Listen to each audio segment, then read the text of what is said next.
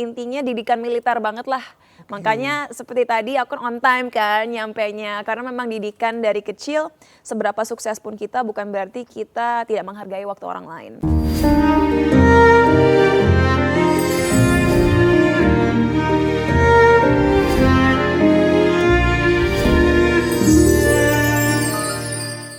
Halo Sobat iNews dimanapun Anda berada, senang sekali Deep Talk with Chef Hakung bisa balik lagi nemenin kalian semua.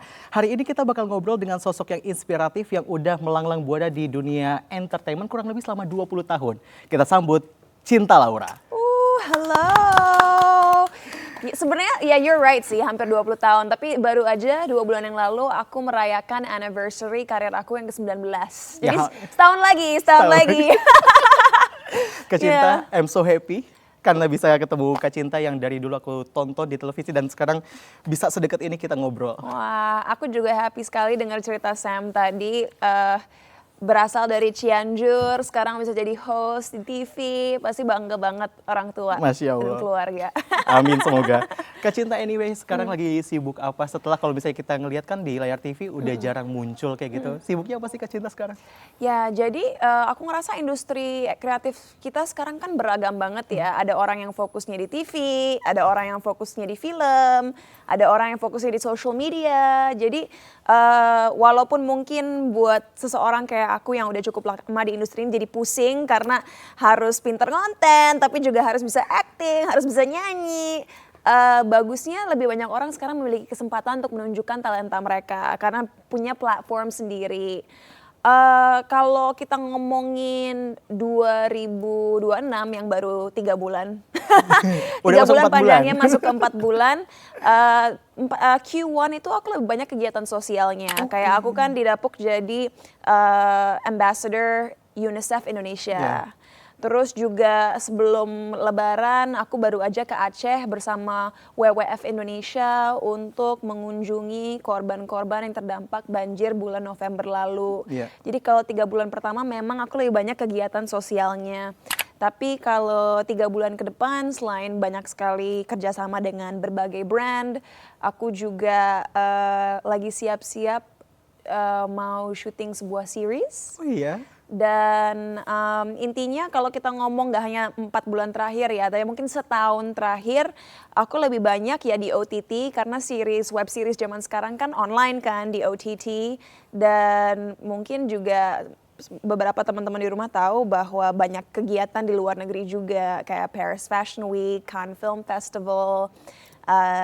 Jadi bersyukur banget bahwa setelah 19 tahun berkarir bisa dibilang pekerjaan aku tidak membosankan karena dipercaya banyak pihak untuk bisa menjadi representatif Indonesia di luar negeri, bisa menjalankan peran-peran yang menurut aku challenging karena kan kalau peran-peran di TV walaupun sekarang banyak banget sinetron atau acara TV lain yang sangat menarik, kadang-kadang jalan ceritanya memang cenderung lebih mengarah ke romance. Yeah. Iya kan? Sedangkan kalau di OTT kayak 1,5 tahun yang lalu aku ngerjain series Dendam. Untuk Vision Plus itu kan action, so that's super fun and it's more challenging for me yang buat aku menjadi lebih seru. Dan ya kita nggak usah terlalu panjang lebar, tapi aku juga punya beberapa lini bisnis. Jadi kalau aku lagi nggak depan layar ya aku sibuk banget di balik layar membina tim aku, karyawan-karyawan aku, karena bisa dibilang lini bisnis kita walaupun di industri kreatif cukup kompleks. Dan karena kita startup juga project-projectnya cukup banyak untuk skala startup. Jadi ya bersyukur nggak pernah ada waktu untuk rebahan. Jadi kerja-kerja. Always working, tapi ya aku ingin mengingatkan mungkin teman-teman di rumah juga kadang-kadang kita berpikir bahwa untuk dianggap produktif atau kerja berarti orang lain harus tahu apa yang kita lakukan, apa-apa arti dokumentasi di social media. Tapi pada kenyataannya banyak sekali hard work yang dilakukan di balik layar yang mungkin orang lain nggak aware. Tapi kita harus menyadari bahwa itu juga sebuah pencapaian. Nggak segala hal harus diumbar-umbar di publik gitu. Luar biasa, saya sampai bingung mau follow up yang mana dulu dari ceritanya Kak Cinta. Dari mulai tadi dipercaya yang UNICEF tadi, ada kegiatan sosial juga. Tapi sebelum kita melangkah jauh ke arah sana Kak Cinta, Kak Cinta tuh bisa sampai tumbuh sekarang tuh di keluarganya tuh bagaimana sih Kak didikannya dari mama papanya seperti itu? Oh, banyak orang suka nanya sama aku, "Cinta dulu waktu masih kecil stres nggak sih karena tinggal di berbagai negara?" Papa aku kan dulu kerja di perhotelan ya, jadi Iya. memang sebagai GM sebuah hotel Oke. berbintang kita harus pindah setiap 2-3 tahun. Jadi aku tahu rasanya tinggal di Asia, di Eropa, dan tentunya waktu kuliah tinggal di Amerika. Kalau buat aku pribadi, aku bersyukur bisa memiliki pengalaman itu karena dengan aku terpapar berbagai budaya, cara berpikir, POV dunia, itu membuat aku menjadi orang yang lebih kritis, lebih memiliki perspektif, dan juga aku harap ya meminimalisir penghakiman terhadap POV atau gaya hidup yang berbeda. Karena aku merasa ya setiap budaya, setiap pandangan hidup ada plus minusnya sendiri, dan kalau kita bisa berusaha memahaminya, hidup kita akan terasa lebih berwarna, lebih bermakna, dan juga kita akan lebih mampu bekerja sama dengan orang-orang yang berbeda gitu. So pertama, hidup di berbagai negara itu berkontribusi terhadap POV, cara pandang duniaku. Tapi perpaduan budaya antar papaku dan mamaku juga sangat berkontribusi, karena papa aku sebagai orang Jerman tentu stereotipnya nggak salah, disiplin banget, etos kerjanya luar biasa, segala hal hitam atau putih, nggak ada gray area, intinya didikan militer banget lah.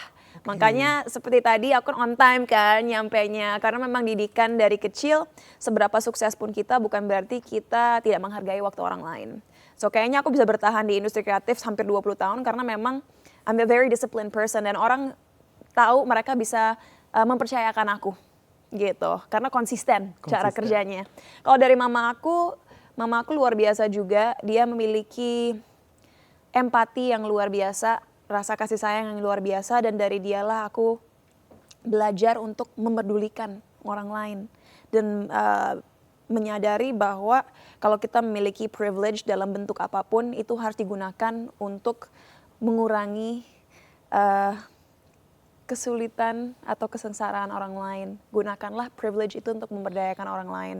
Dan dari kecil tanpa mama aku harus bilang apa-apa, melalui aksi-aksinya, aku ngelihat secara langsung perjuangannya untuk menggalang dana, merenovasi sekolah-sekolah dan lain sebagainya. Dan titik mula aku mulai banyak berkegiatan sosial itu karena mamahku dan keluarganya membuat sebuah yayasan bernama Sukarseno Peduli, di mana fokus mereka sejak 2006 adalah merenovasi sekolah-sekolah dalam kondisi hancur di Kabupaten Bogor, dan sampai sejauh ini kita udah merenovasi 10 SD dan membangun 1 SMP di kaki Gunung Salak gitu.